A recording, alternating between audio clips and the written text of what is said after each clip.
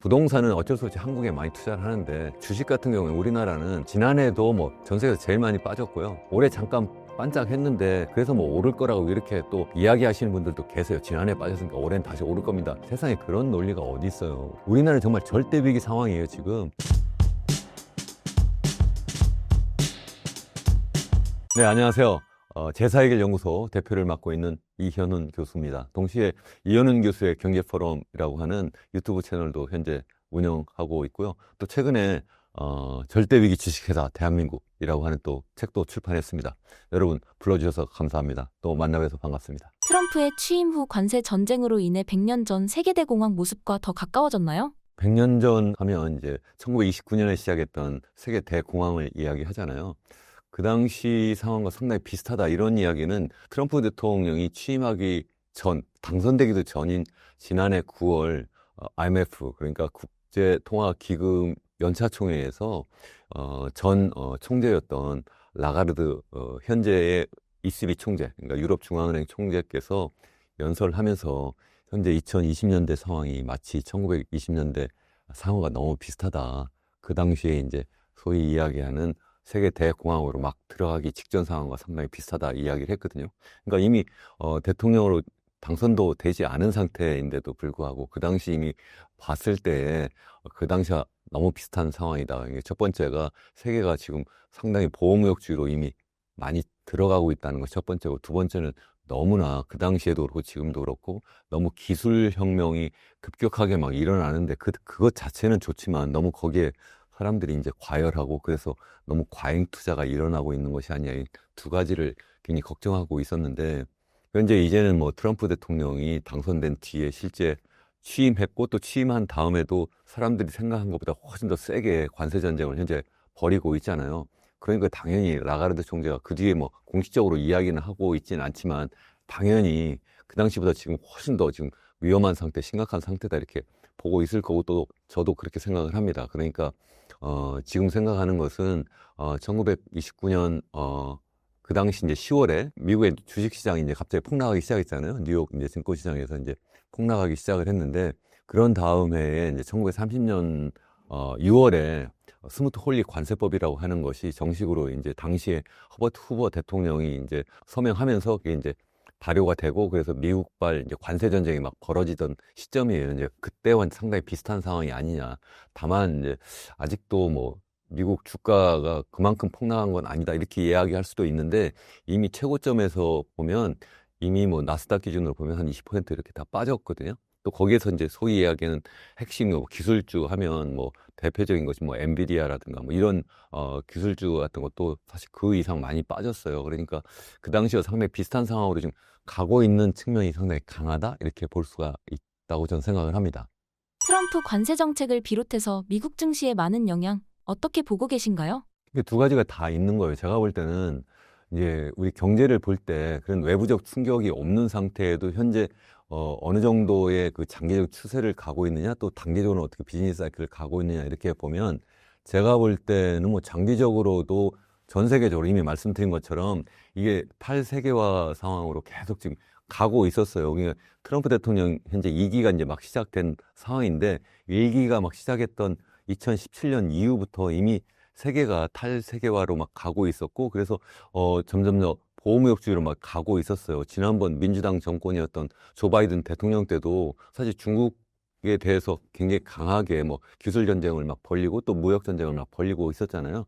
그랬는데 이제 더 강화됐다 뭐 이런 말씀이고, 그러니까 다시 말씀드리면 이 트럼프 효과와 상관없이 이미 어쩌면 상당히 오랜 기간 동안 이제 탈세계화 상황으로 이미 진입하고 있는 상황이고, 그게 어쩌면 이제 꺾일 수 없는 여러 가지 이유가 있어요. 그게 하나의 추세다. 그러니까 미국의 입장에서 생각해 보면 중국이라고 하는 새로운 세력이 막 등장하면서 미국의 패권을 막 위협하니까 어쩔 수 없이 중국을 때릴 수밖에 없는 그러한 상황으로 이미 가고 있던 상황이라는 것이 한 가지고, 또 한 가지는 이미 너무 호황을 너무 많이, 지금 어쩌면 기술 어떤 혁명과 더불어서 이게 막 거품이 많이 막 축적되고 있는 그런 상황이에요. 그렇게 또 된 중요한 이유가 2010년 코로나 상황이 막 벌어지게 되니까 뭐 미국의 행정부 그리고 또 연준 중앙은행이 돈을 엄청나게 풀었어요.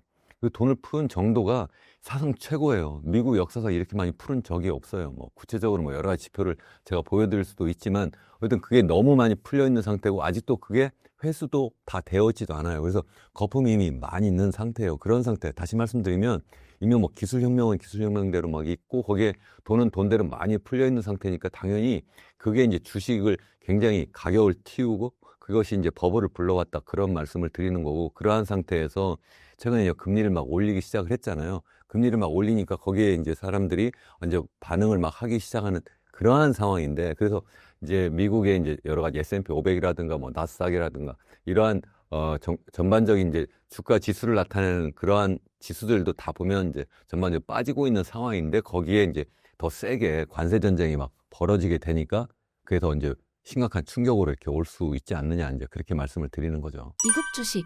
지금 버블 상태라면 여기서 더 붕괴될 것으로 보시나요? 이미 여기 와서도 지난번에 그 말씀을 드렸던 것 같고 또 제 채널에서도 이미 지난해 말부터 계속해서 말씀드린 것이 기왕이면 주식 투자 비중을 좀 줄이는 것이 좋지 않을까?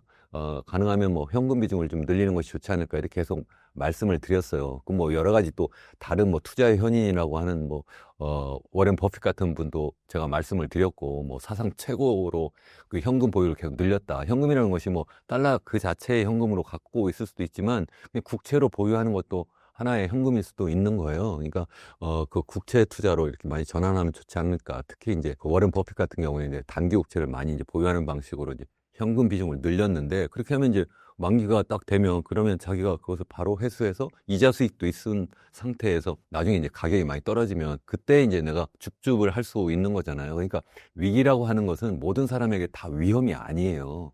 정말 준비된 자에게는 이게 정말 좋은 기회가 될 수 있다. 제가 그런 말씀을 계속 드려요. 그래서 저는 개인적으로는 저도 뭐 계속 주식 투자도 하고 뭐 다른 여러 가지 투자를 하지만 저는 개인적으로는 뭐 주식은 거의 다 파는 것 같아요. 거의 다 팔고 일부 제가 갖고 있기는 한 것도 하지만 대부분 다 팔고 가능하면 달러 자산을 좀 많이 갖고 있으려고 굉장히 노력을 해왔고 아직도 그러니까 지금 막 들어가서 사야지 이런 생각은 아직 저는 하지 않고 있습니다. 제가 개인적으로는 이제 주식 투자를 비중을 좀 줄였다 그런 말씀이고 지금 당장 그 비중을 늘려야 되겠다 이렇게 생각은 하지 않는다 그렇게 말씀을 드리는 거죠. 그러니까 여러분들 사세요 마세요 저는 그러한 말씀을 잘 드리지 않아요. 제가 무슨 증권 회사 직원도 아니고 그렇게 해서 영업하는 사람도 아니고 또 제가 투자 자문하는 사람도 아니기 때문에 괜히 그렇게 말씀드렸다가 이현우 교수 말 들었고 내가 완전히 틀려서 완전히 폭망했네 이런 비난 받고 싶지도 않아요. 여러분들이 스스로 판단해야 된다. 저는 항상 그런 말씀을 드려요. 저는 제 의견을 말씀을 드리는데 가능하면 다른 사람들과 달리 좀 이론적으로 좀 체계적으로 말씀드리고 또 실증적으로 과거 사례를 좀 들어서 현재 상황이 이렇습니다. 그러니까 앞으로 이렇게 갈 겁니다. 이렇게 저는 의견을 드리는 거고요. 저는 그래서 어떤 특정한 회사를 위해서 제가 그 회사의 어떤 영업 이익을 위해서 제가 이렇게 홍보하거나 그렇지 않다는 말씀을 여러분들도 다 아실 거예요. 그래서 제 생각은 제가 그래도 다른 사람들에 비해서 좀 나름대로 좀 더 옳은 그런 주장을 한다 이렇게 말씀을 드리는데 그 주장이라고 제가 말씀드렸잖아요. 제 생각이고 제 의견이고 제 주장일 수도 있기 때문에 여러분들 스스로 판단해야지만 나중에 상황이 변화했을 때 그때 저를 만날 수도 없잖아요. 또 제가 물론 제 채널이나 다른 여러 채널에서 아니 신사임당 채널에 와서 다시 또 말씀을 드리긴 하겠지만 그때는 이미 시기적으로 늦을 수도 있잖아요. 그러니까 항상 무슨 투자를 하든지 간에 여러분 스스로 판단해야 된다. 저는 그렇게 생각을 해요. 그렇지 않고 보면 너무 휩쓸려 다니는 거예요. 사람들이. 특히 보면 여러 방송 채널에서 이래야 됩니다. 저래야 됩니다. 특히 집, 부동산 이런 관련해서 이거 안 하면 큰일 납니다. 이렇게 해서 바람잡는 분들 많이 계시잖아요. 거기 이렇게 휩쓸리면 잘못하면 크게 내가 당할 수도 있다. 전 그렇게 생각합니다. 개인들은 현금을 어떻게 관리해야 하나요? 그러니까 오늘 지금 완전히 본론으로 바로 들어가 버려가지고 제 생각에는 이래요. 제가 이제 투자 전문가는 아니에요. 이제 경제학자로서 생각을 해보면 이제 어쨌든 저도 이제 경제인으로서 실제 이제 제 투자도 하고 제 나름대로 여러 가지 이제 활동을 하잖아요. 투자자로서 아니면 소비자로서 이렇게도 활동을 하는데 포트폴리오를 다변화해야 된다. 이건 사실 경제학의 ABC 중에 정말 제일 처음 나오는 이야기고 또 우리 일반적인 경영학이나 재무 관리나 이런 데 다 그렇게 처음 이야기를 하잖아요. 근데 막상 사람들 보면 포트폴리오를 다변화를 안 하는 거예요. 한번 생각을 해서요. 포트폴리오 다변화라는 게 뭐예요? 일단 내가 투자 대상이 있어요. 투자 대상을 하면 전 세계를 놓고 한번 봅시다. 자, 그러면 투자 대상 한국은 그 중에 일부죠. 그럼 한국은 전 세계에서 차지하는 그 비중이 얼마나 됩니까? GDP로 보면 1.7%밖에 안 돼요. 1.7%밖에 안 돼요. 그러니까 만약 투자 포트폴리오를 다변화한다고 하면 그냥 그 이론대로 하면 1.7%의 자산만 우리 한국 자산에 투자를 해야 되는 게 맞는 거죠. 물론 그렇지는 않아요, 현실에서. 왜냐하면 정보라는 것이 비대칭적이고 또 내가 여기 살기 때문에 내가 여기 투자함으로 또 관리하기도 쉽고 또 여러 가지 편리함도 있어요. 특히 뭐 집을 갖고 있다든가 이것도 하나 투자니까요. 그렇게 생각하면 적어도 한 절반 정도는 갖고 있을 수도 있을 거라고 생각하는데 그 이상 완전히 뭐 100% 나는 한국 자산에 모두 다 올인한다 이런 것은 굉장히 위험한 그러한 투자 방법이 아닐까 전 개인적으로 그렇게 생각을 한다. 첫 번째. 두 번째는 이제 그 속에 보면 뭐 한국 것이든 아니면 미국 것이든 뭐 여러 투자 이제 포트폴리오 또 다시 다변화해야 되잖아요. 쉽게 생각하면 부동산이라든가 부동산도 집 뭐 땅도 있고 아니 뭐 상가도 있고 이렇게 있잖아요. 또 다시 또 이제 이런 부동산이 아닌 이제 비부동산 동산의 경우에 보면 이제 예금도 있고 아니면 주식도 있고 채권도 이렇게 있는데 그것도 다 이렇게 나눠서 좀 하면 더 좋지 않을까 이렇게 생각을 하는 거라고 제가 말씀을 드리는 거고 다만 이제 부동산은 어쩔 수 없이 한국에 많이 투자를 하는데 동산의 경우에 주식 같은 경우에 우리나라는 지난해도 뭐 전 세계에서 제일 많이 빠졌고요. 올해 잠깐 반짝했는데 그래서 뭐 오를 거라고 이렇게 또 이야기하시는 분들도 계세요. 지난해 빠졌으니까 올해는 다시 오를 겁니다. 세상에 그런 논리가 어디 있어요. 지난해도 빠졌는데 올해 더 빠질 수도 있는 거고 여태까지 빠졌으면 그 빠진 이유가 있잖아요. 그 이유를 생각해서 그 이유가 개선이 되었는지 그래서 앞으로 이게 더 좋아질 거라면 앞으로 올 겁니다. 이렇게 말씀을 하실 수 있는데 그게 아니에요. 제가 볼 때는 더 상황이 나쁘다. 제가 처음 제 인사말 드릴 때 제 책 제목이 절대위기 주식회사 대한민국이라고 했죠. 우리나라는 정말 절대위기 상황이에요, 지금. 이런 상황에서 어떻게 이게 정말 우리가 투자를 여기다, 한국에다 올인해서 할 수가 있을까? 그러면 정말 위험한 상황이다. 그러니까 이것을 어떻게 극복할 것인가? 이것을 제가 말씀을 드리긴 하는데, 개인 차원에서, 그러니까 한국이니까 정말 여기다 돈을 다 넣어놓고 계세요. 마치 IMF 때 막 금모으기 한 것처럼. 그러니까 우리가 전부 다 우리가 다 함께 여기에 다 투자해서 우리나라 경제 살립시다. 우리나라 주식 투자하고 우리나라 집 더 살립시다. 이렇게 그렇게 할 수는 없는 거잖아요. 그러니까 우리는 우리대로 또 투자 자산은 이제 다변화해야 되는데 그렇다면 주식이라고 하는 것이 어쩌면 우리나라 기업들의 전반적인 이제 영업 성적표라는 것이고 또 그것이 앞으로 또 그 성적표가 앞으로 개선될 것이냐 이렇게 본다면 그렇지 못할 것 같으니까 저는 한국 주식이라고 하는 것이 아직 제한적으로 어떤 특정 산업이나 어떤 특정 종목이 아니라면 저는 굳이 권하지는 않아요. 저는 저 자신도 별로 하지도 않아요. 사실은. 거의 그러면 어디 많이 하냐. 이제 포트폴리오 다시 이제 전 세계를 놓고 생각하면 이제 뭐 미국이 한 GDP 규모로 보면 한 25% 정도 차지해요. 그 25% 차지하는 그 비중이라는 게 무려 전체 그 전 세계 GDP의 4분의 1이라는 거고요. 그게 앞으로 줄어들 거냐, 줄어들지 않을 거예요. 우리나라 1.7%라고 하는데 그게 앞으로 더 줄어들 거예요. 그 이유가 뭐냐면 우리나라의 성장 잠재력이 계속 하락하고 있어요. 계속해서 말씀드리지만 70년대, 80년대는 무려 10%가 넘었는데 이게 지금은 2% 수준까지 떨어졌다가 한국은행이 아직 공식적으로 지금 전망하고 있는 것은 올해부터는 이제 1.8% 수준이다. 그럼 앞으로 계속 1.8이에요?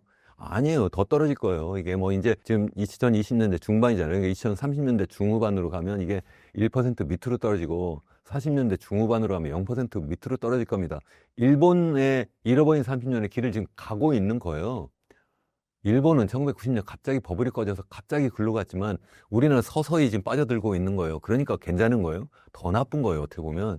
갑자기 확 빠지면 깜짝 놀라가지고 확 튀어나올 수도 있는데 지금은 그냥 서서히 어쩌면 서서히도 아니에요. 굉장히 빠른 속도로 이렇게 지금 빠져들어 가고 있는데 그래도 어쨌든 이게 갑자기 뭐 버블이 꺼진 게 아니니까 괜찮아 이렇게 하면서 계속 몰빵할 수 없다는 거고 다시 미국으로 돌아가면 미국은 지난 1970년 이후에 평균적인 GDP 성장률이 한 2.6% 정도 돼요. 우리나라는 계속 떨어졌다고 했죠. 지금 미국은 전 세계에서 경제규모 4분의 1이라고 말씀드려서 25%, 우리는 1.7%밖에 안 되고 우리나라보다 무려 15배 커요. 정말 항공모함이에요. 그래도 우리나라보다 훨씬 더 빨리 가요, 속도가. 항공모함이 어떻게 우리나라처럼 조그만 배보다 더 빨리 갈 수가 있어요. 이건 이상하지 않아요? 우리나라가 이상하단 말이에요. 여러 가지 이유가 있는데 어쨌든 이상해요.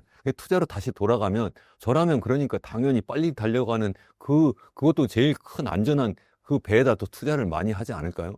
더군다나 지금 전 세계 최고의 기술을 거기서 다 만들어내고 있는데 제일 빨리 달려가고 있는데 그러니까 투자는 거기에 더 많이 하는 것이 맞다. 다만 제가 이미 말씀드린 것처럼 이미 버블이 많이 끼어 있으니까 지금은 좀 조심할 때가 아니냐 이제 그렇게 말씀을 드리는 거고 그러니까 그러면 어떻게 해야 돼? 그러니까 달러 자산을 갖고는 있으되 달러 주식이 아니라 달러 채권을 제가 말씀드린 거고 아니 그냥 달러 현금 그 자체로도 사실 뭐 최근에 약간 그 대미달러 환율이 좀 떨어졌다 이렇게 해서 사람들이 드디어 이제 앞으로 그러면 달러 가치는 계속 떨어질 거야 이렇게 생각하시는 분도 계실 수도 있지만 저는 아니라고 또 생각을 해요.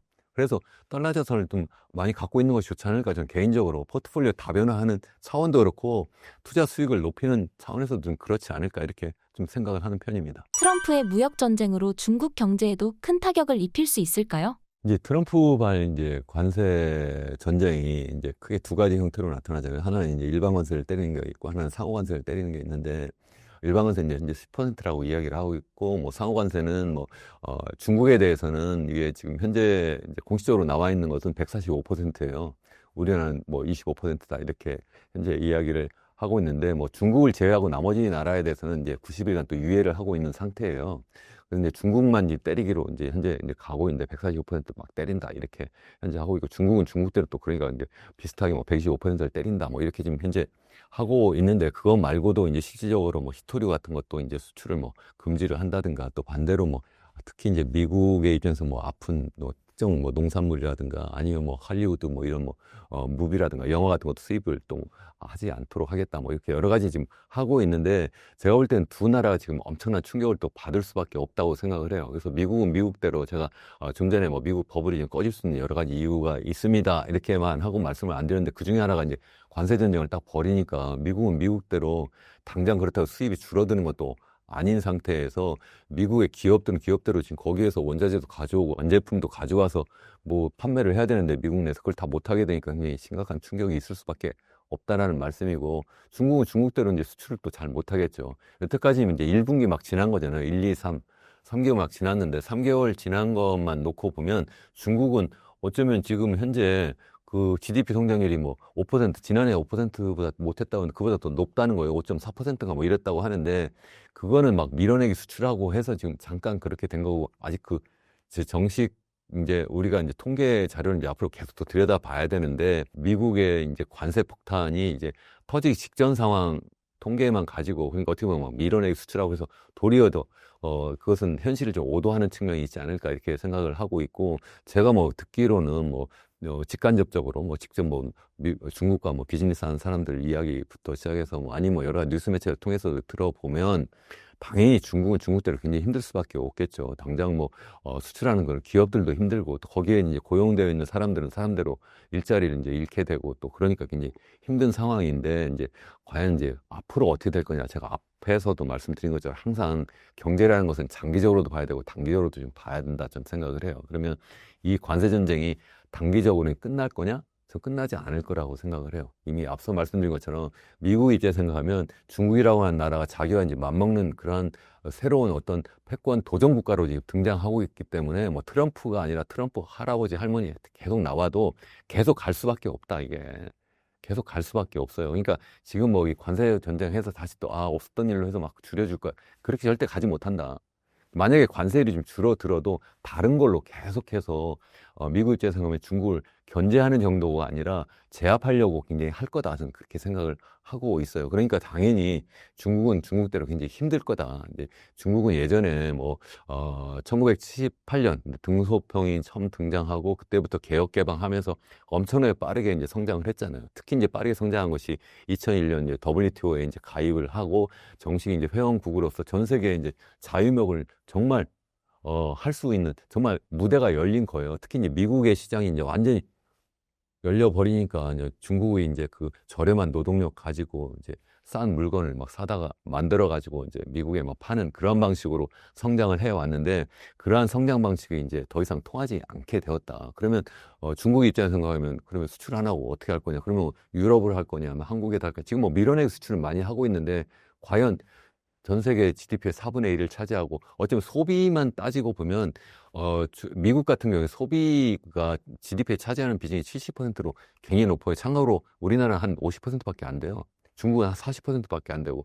그러니까 같은 GDP라도 이 소비만 놓고 보면 미국이 훨씬 더 큰 시장이에요. 그러니까 그런 시장이 지금 문을 다 닫아버린다고 하면 큰 충격이 있을 수밖에 없고, 그게 이제 이런 관세, 무역 전쟁으로 끝나지 않고, 지난 뭐 기술 전쟁 바이든이 막 벌였잖아요. 그러니까 중국에 대해서 뭐 반도체 수출도 못할 뿐만 아니라 기술도 이전을 못하게 하고 뭐 여러 가지 제재를 하고 있는데, 최근에 이제 트럼프도 그 중국에 대해서 이제 기술 전쟁도 지금 본격화하고 있는 거예요. 그래서 엔비디아도 뭐 H20이라고 이제 그러니까 지난번 딥시크 막 개발하는데 이제 저급 사양의 그러한 엔비디아 칩을 수입해다가 그거 가지고 뭐 이제 딥시크 이제 훈련하는데 썼다 뭐 이렇게 이야기를 하는데, 그것도 이제 수출하려면 앞으로 미국 정부의 이제 허가를 받아라, 지금 이렇게 지금 하면서 지난 밤에 엔비디아 주가도 지금 엄청나게 빠졌어요. 지난 밤에, 그러니까 오늘 녹화일 기준으로 제가 지난번 왔을 때 제가 기억이 안 나는데, 어쨌든 뭐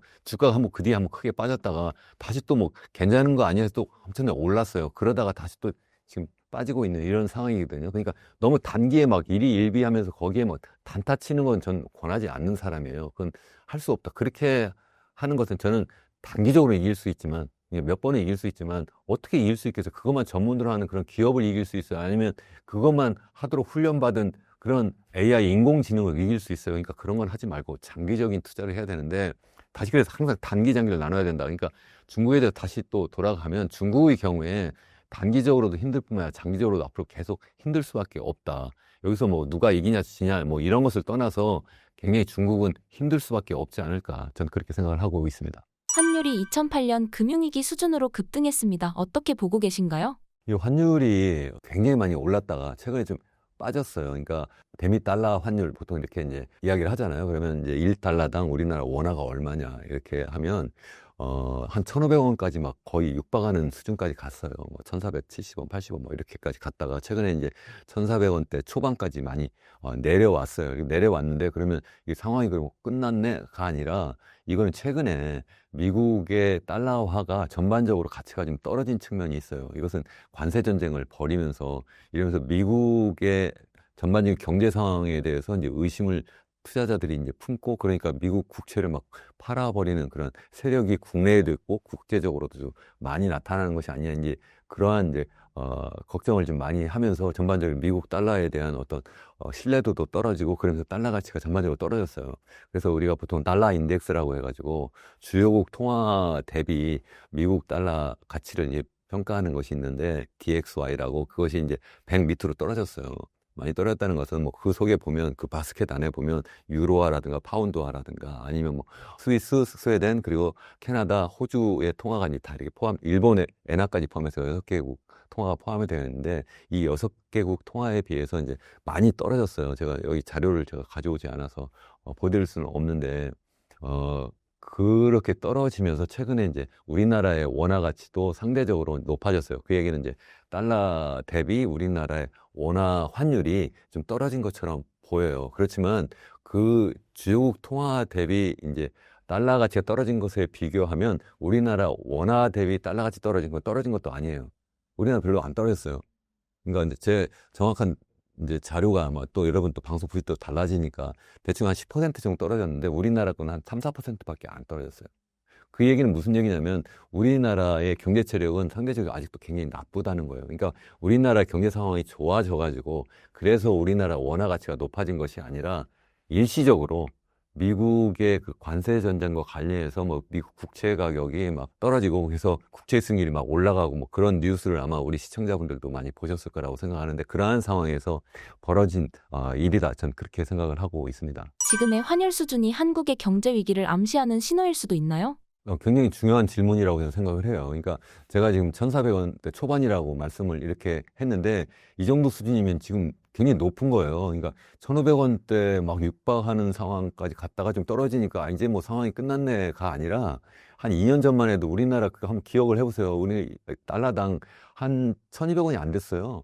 그리고 이 코로나 터지기 전에는 한 1,100원대였어요. 얼마나 많이 올라가 있어요, 지금. 이 정도 올라간 정도면 2008년 글로벌 금융위기 때 수준과 거의 비슷해요. 약간 좀 밑에 있는 상황인데, 지금 억지로 지금 1,500원대가 이제 돌파되지 않도록 우리나라의 이제 외환 당국이 계속 우리나라가 갖고 있는 달러를 시장에 많이 공급을 해서 그런 거예요. 그러니까 외환보유가 계속 줄어든다. 뭐 이런 걱정을 이제 많은 사람들이 하고 또 저도 또 그렇게 말씀을 지금 드리고 있는 상태고 또 이제 1997년이죠. 외환위기 당시에 그때만큼은 아니지만 굉장히 그때 이후에 그러니까 외환위기 그리고 이제 글로벌 금융위기 다음으로 지금 환율이 많이 지금 빠르게 지금 올라가고 있다 하는 말씀이고요. 또 이 환율이 지금 올라간다고 하면 또 갑자기 또 더 튀어 오를 수도 있다고 저는 생각을 해요. 왜 그러냐면 97년 상황으로 다시 돌아가 보면 그 당시에 연초만 해도 달러당 환율이 한 840원대 정도였어요. 그러다가 11월까지 이게 1000원대도 안 넘었어요. 근데 나중에 어떻게 됐죠? 갑자기 그냥 뭐 한국 이제 정부 당시에 이제 재경부 이름이 재경부였나 기획재정부인가 뭐 그랬는데 그 외환 당국이 우리나라가 더 이상 이제 외환 보유고가 이제 거의 고갈이 되어서 그래서 40억 달러도 안 되는 상황으로 막 떨어지니까 그러니까 외국 투자 자금은 막 빠져나가는데 그것을 이제 돌려줄 수가 없는 거예요. 돈을 빌린 것을 이제 가지고 나가겠다는데 바꿔주지 못하면 그게 바로 외환위기인 거예요. 그래서 외환위기라고 하는 거예요. 그러면 이제 그 국가가 결국 이제 파산하는 상황이 된 거죠. 이제 개인이 민간 기업이 빌려왔어도 어쨌든 갚아줘야 되는데 못 갚아주는 상황이 되니까 이제 외환위기가 되고 그러니까 결국 돈을 빌리러 이제 간 거죠. 그게 이제 IMF인 거고 IMF한테만 못 빌리니까 이제 미국이나 뭐 아니면 뭐 일본이나 아니면 유럽 국가들한테 이제 돈을 빌리게 되면서 이제 결국 IMF 체제로 넘어갔기 때문에 우리 IMF 위기라고 하는데 그 당시에 환율이 그래서 갑자기 1000원대에서 2000원대로 튀어 오르는 것이 한 달 기간도 안 돼요. 짧은 기간 때 확 튀어 올라요. 그 위기 상황에. 또 그 위기 상황이 정말 실질적으로 이미 많이 진행이 되고 있었는데도 불구하고 국민들은 몰랐어요. 외환당국이 절대 이야기하지 않아요. 현재도 마찬가지예요. 정부가 이야기를 하지 않고요. 최근에 뭐 S&P부터 시작해서 뭐 피치사라든가 이런 국제 신용평가사들이 최근에 우리나라의 그 신용평가 수준을 뭐 특별히 낮추지 않았다는데 이렇게 말씀하시는 분 계세요. 그 당시에 다시 가면 그 당시에 걔들이 우리나라 신용평가를 하나도 안 낮췄어요. IMF 터지기 직전까지도 예? 약간 낮춘 정도였어요. 막판에. 예? 이미 상황이 많이 나빠졌을 때. 그러니까 뒷북만 친다는 거예요. 정부도 그렇고 이게 감출 수밖에 없어요. 그거 미리 알려져 버리면 사람들이 다 패닉돼가지고 다 팔아버리고 더 상황이 나빠지니까. 그러니까 저는 여기 이제 개인 투자자들이 많이 보시고 계시잖아요. 그러니까 항상 여러분들 제가 계속 말씀드리지만 스스로 판단을 할 수가 있어야 된다는 거예요. 뭐 외국 투자 무슨 전문회사가 아니면 무슨 평가사가 아니면 우리나라 정부가 아니면 어떤 특정한 무슨 개인 무슨 기업 평론가라든가 경제 평론가가 지금 괜찮아요 하니까 괜찮다 그러다가 만약 당하면 그분들이 나 책임지나요? 책임 못 지잖아요. 그러니까 어쩌면 이런 어떤 채널에서 경제 전문 채널에서 신사임당 같은 이런 좋은 채널에서 아니면 저의 이현웅 교수 경제포럼 이런 데 오셔가지고 구체적인 자료를 좀 들여다보면서 정말 공정한 아니면 양쪽 이야기를 다 들어보시면서 또 그러면 또 책도 좀 보시면서 제가 책 얘기하니까 이거는 제가 그 책 하나 출판했다고 했잖아요. 제가 잠깐 말씀드려도 되는지 모르겠는데 그 절대위기 주식회사 대한민국 이 책 보시면 정말 우리 인류가 정말 현재 어떠한 변화를 하고 있는지 또 전 세계가 정말 미중 간의 패권 경쟁을 넘어서 현재 어떤 상황으로 현재 벌어지고 있는지 그리고 또 3부에서는 우리나라 경제가 왜 이렇게 계속해서 추락하고 있는지 그리고 마지막 4부에서 그래서 우리가 기업은 그리고 개인은 또 정부는 어떻게 해야지만 회생할 수 있는지 이러한 이야기를 제가 정말 체계적으로 써놨어요. 좀 두껍기는 하지만 이런 책 한번 좀 읽어보시면 정말 세상 돌아가는 걸 제대로 이해하고 또 여러분들이 스스로 판단할 거라고 생각하거든요. 사실 제가 여기서 잠깐 이렇게 말씀드려서 어떻게 모든 말씀을 다 드릴 수 있겠어요. 또 여러분들이 어떻게 정말 모든 상황을 다 파악할 수 있겠어요. 기왕이면 좀 시간 투자해서 여러분들이 한번 좀 공부를 스스로 좀 하시면 어떨까 그런 생각도 하고 있습니다. 계속되는 고환율로 인해 발생하는 저출산과 실업 문제는 어떻게 보시나요? 그러니까 우리나라가 이제 절대 위기다고 하는 이유가 제가 이제 경제 지표로 이야기하면 우리나라의 잠재 성장률이 예전에 10%가 넘었는데 이제 9%, 8%, 10%, 6%, 5%, 4%, 3%, 2%까지 왔다가 이제 2% 밑으로 떨어져서 1.8%다 이렇게 말씀드렸고 앞으로는 거기서 또 멈추는 것이 아니라 더 떨어질 거다.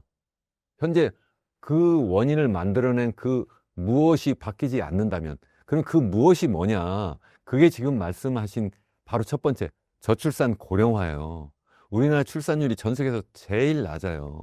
0.75명이에요. 0.75명이면 지난해 0.75명, 지지난해 0.72명에서 약간 올랐으니까 좋아요? 좋긴 뭘 좋아요? 그건 올라간 것도 아니에요. OECD 평균, 우리가 보통 OECD하고 많이 비교하잖아요. 우리가 이제 OECD 회원국이다, 우리 선진국이다, 이렇게 이야기하는데, 거기 평균 출산율이 1.5명이에요. 딱 절반이에요.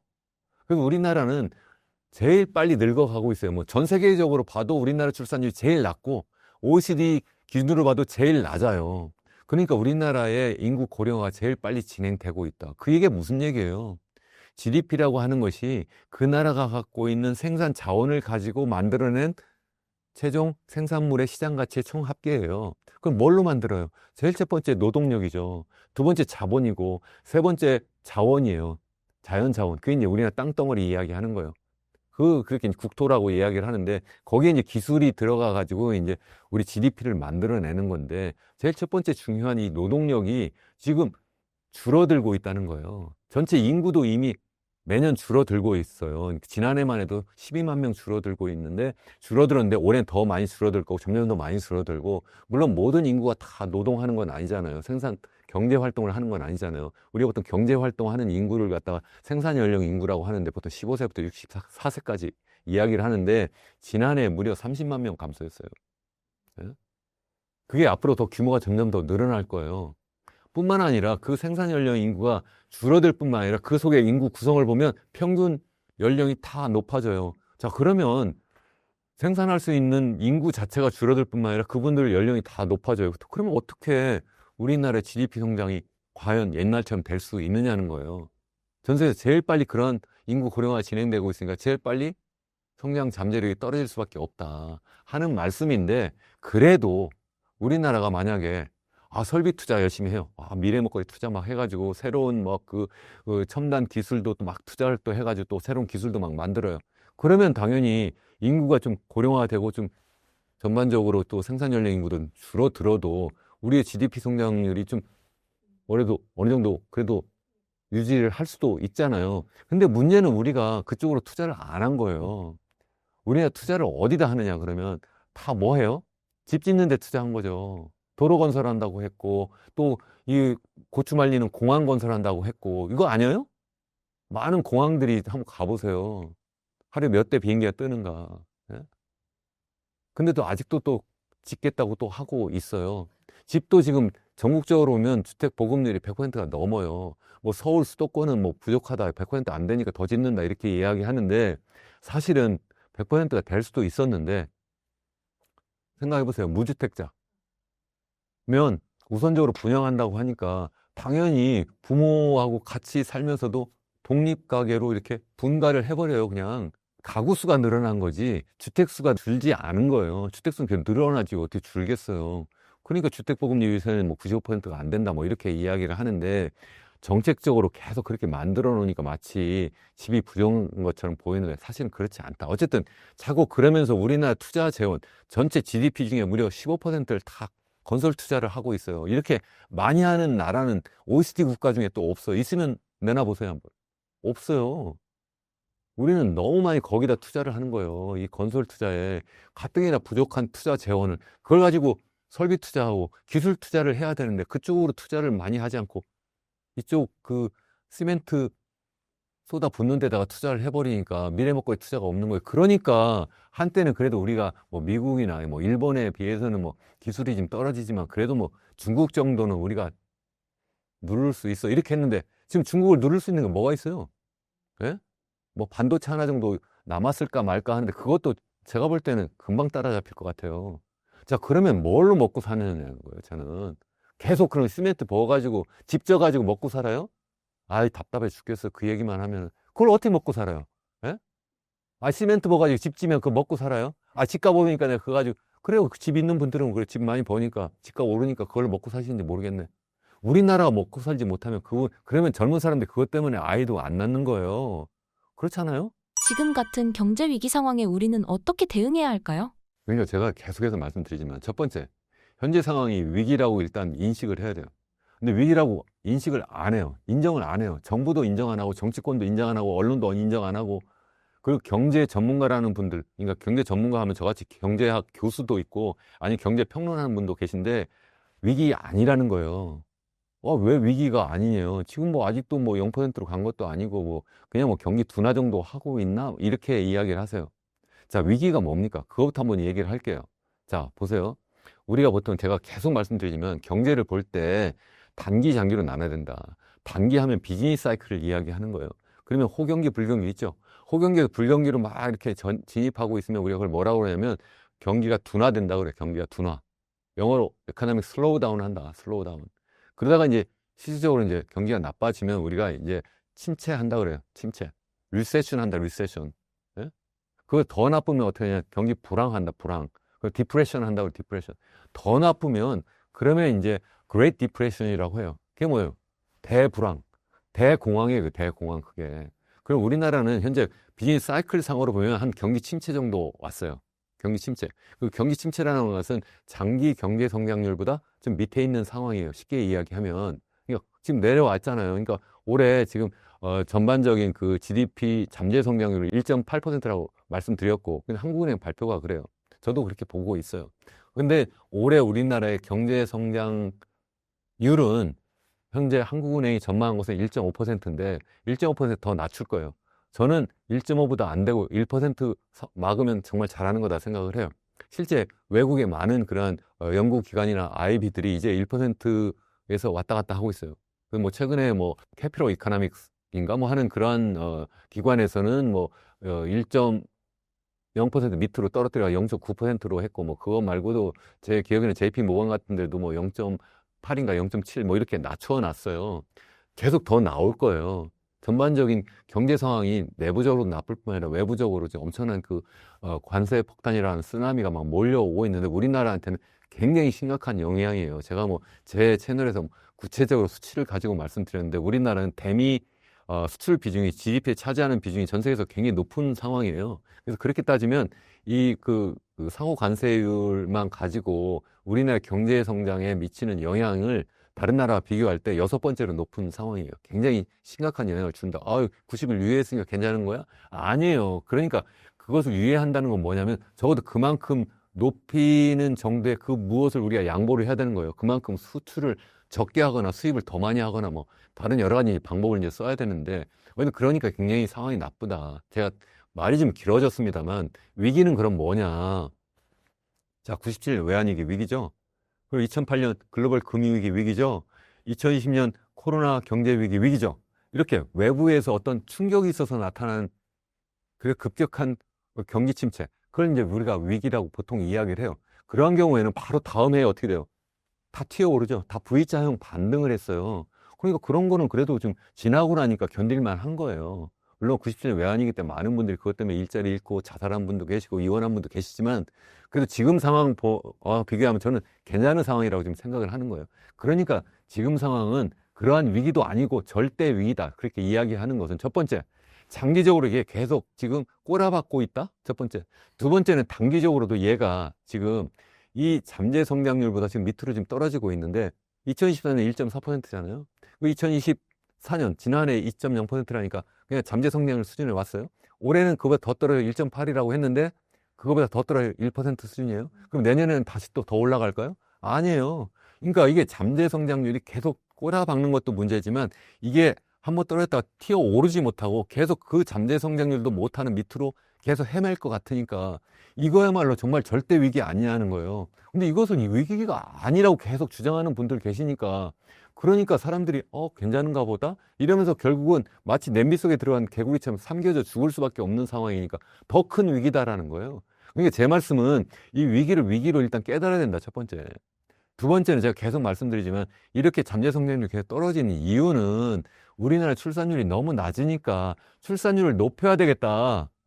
0.75명으로 잠깐 반등했으니까 좋은 것이 아니라 제가 볼 때는 OECD 평균 좋아하잖아요. 우리나라가 최소한 OECD 평균 하자.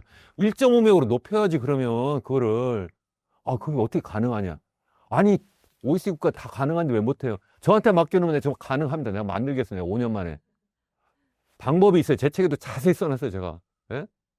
왜 사람들이 왜 결혼을 하고 아이 안 낳으려고 그래요? 결혼도 안 하고 왜 아이도 안 낳으려고 그러겠어요? 첫 번째는 일자리가 없어서 그렇고 불안전하고, 두 번째는 집값이 너무 높고 그러니까 부동산이 너무 불안하니까 내가 도대체 일자리도 없고 내가 어디 들어가 살 집도 없는데 어떻게 내가 결혼하고 아이를 낳아요? 생각을 해보세요. 동물을 한번 보세요. 여우를 보고 그리고 또 여기 한번 새를 보세요.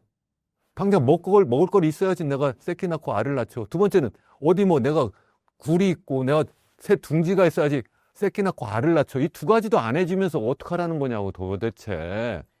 그게 첫 번째. 두 번째고, 세 번째는 아이를 낳아도 너무나 지나치게 막 그냥 교육이 그것도 뭐 어디 뭐 특정한 대학 아니면 뭐 특정한 전공 의사 되고 이걸 위해서 막 그냥 초등학교 아니 태어나자마자부터 그냥 온갖 사교육으로 막 뺑뺑이를 애를 돌리고 이러면서 전 세계에서 우리나라만큼 소득 대비 교육비가 많이 들어가는 나라가 또 있으면 내놔 보세요.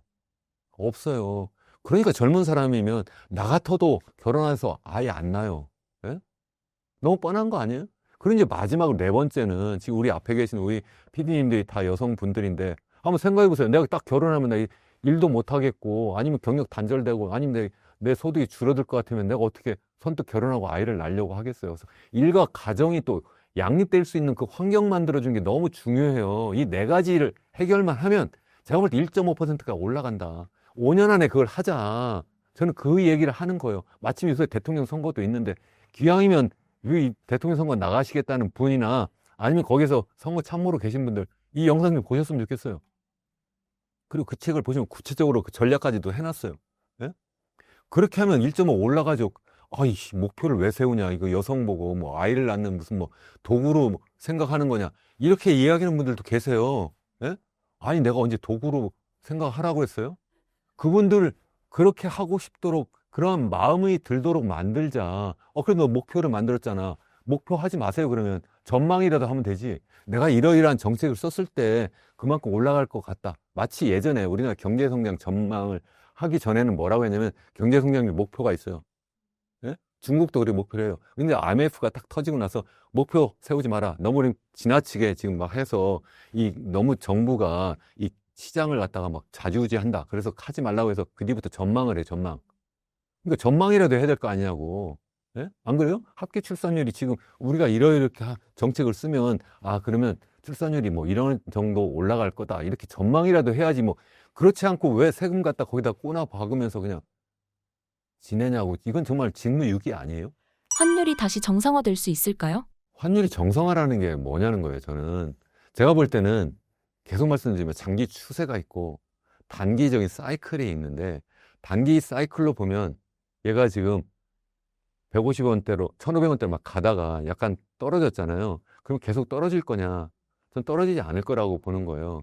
그리고 이제 이게 균형이라고 하는 것은 그러니까 우리가 정확하게 몰라요. 다만 이제 지나고 나면 단기적인 이렇게 어떤 사이클이 있는데 그 중간치가 바로 이제 균형치고 그게 마치 GDP 잠재 성장률 이야기를 하면 단기적으로 이렇게 사이클이 있는데 그 중간치를 잡으면 그게 이제 잠재 성장률인 거예요. 그것이 이제 미국 같은 경우에는 지난 70년대 이후에 한 2.6% 되고 우리나라는 이게 10%부터 계속 미끄럼 타가지고 지금 2% 밑으로 내려왔다 이렇게 말씀을 드린 거잖아요. 그럼 우리 환율은 어떻게 되느냐? 우리나라 환율은 70년대, 80년대부터 시작해서 이렇게 보면 계속 이게 올라가는 거예요.